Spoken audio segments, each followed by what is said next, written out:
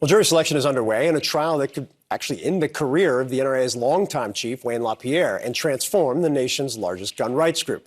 The trial in Manhattan stems from the state of New York's 2020 lawsuit against LaPierre and 3 other NRA executives accusing the organization of decades of corruption. They use millions upon millions of dollars from the NRA for personal use, including for lavish trips for themselves and their families, private jets, expensive meals. That was New York Attorney General Letitia James in 2020. She's seeking to oust LaPierre, who has led the NRA for 3 decades. Now, the NRA and LaPierre have denied wrongdoing, with LaPierre saying at the time, quote, "This is an unconstitutional, premeditated attack aiming to dismantle and destroy the NRA. The NRA is well governed, financially solid, and committed to good governance." The New York Times highlighted this week some of the revelations in recent years that will be front and center.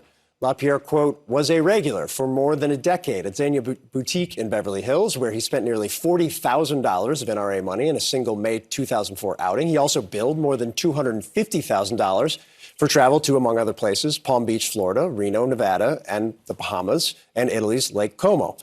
LaPierre argues these were legitimate business expenses. The trial comes as the NRA, once a dominant political force, has seen its power decline in recent years.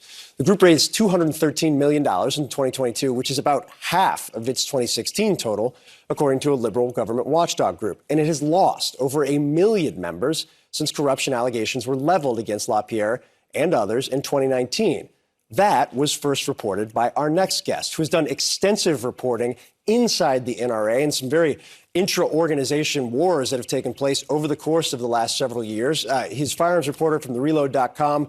I am a regular reader, longtime subscriber. Stephen Gutowski is also a CNN contributor. Stephen, I really wanted to talk to you about this just because I remember following you on Twitter, going to conventions back in 2019 and seeing just how much the organization had changed and also how Wayne LaPierre always survived despite the pushback inside the organization.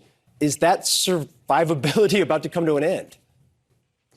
Yeah, it very well may, because these allegations in the New York trial are significant, and the NRA has mostly sidestepped the efforts to reform the organization. I mean, they've made some changes, but LaPierre is at the center of most of these corruption allegations, and he's still effectively in charge, as you just laid out there. He's survived until this point, but he may not any longer. Stephen, in charge of what, I think is my biggest question. You know, when I was coming up in Washington, they were everything in lobbying. They were everything in campaigns, not because they had a ton of money, they did, but because their membership could be activated and motivated at the snap of the fingers.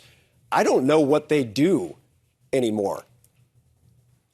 Yeah, I mean, that's actually a very big question. And the fact that they've seen this tremendous recession in membership does have an impact on their political effectiveness, I think. I mean, you saw the first major federal gun law passed in 2022 while they were in the midst of all of this chaos. And, they were a big part of why Donald Trump was able to become president in 2016. They were one of the only outside groups that spent a lot of money on his behalf and motivated their supporters to turn out to vote for him. And with this election coming up where he's still a front runner in the Republican Party, the fact that the NRA won't be able to build that sort of movement again is probably going to be very significant. Stephen, do you have a sense of, if Wayne LaPierre is no longer the head of the NRA, is there somebody who fills that vacuum? Obviously, there were the battles in 2019 trying to get him out. There were people that were considered potential frontrunners for it. Who would replace him? Yeah, that's another golden question, because LaPierre and his allies have effectively gutted the institution of any opposition. There was Chris Cox was the head of their lobbying arm, the Institute for Legislative Action, for years and years and years. He worked closely with the Trump White House when he was in power, and he was one of the people ousted by LaPierre and his allies during this fight in 2019. And there really isn't a figure like that left at the NRA. It is very top-heavy at this point, with LaPierre being the one who drives pretty much everything that goes on there.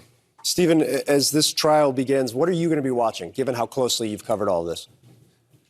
Yeah, I mean, I'm going to be watching what the ultimate outcome is going to be. The judge has taken off the dissolution of the organization, which is what the Attorney General had wanted. She's obviously also been a political opponent of the group, but he's left on the table removing LaPierre. And if that happens, it's unclear exactly what the NRA will turn out to be after that. I mean, it's shrunk so much, but it's still very large. It's still very powerful in the scheme of things when you compare it to other groups in the space.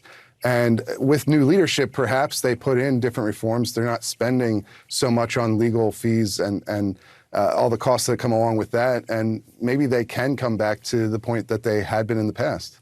Yeah, it's going to be fascinating to watch play out. The membership, it's 4 million is still a lot of people, and a lot of people who dropped off are still obviously supportive of the causes. So it'll be fascinating to see. Stephen, thanks so much for taking the time. We'll be following this with you throughout the next couple of weeks.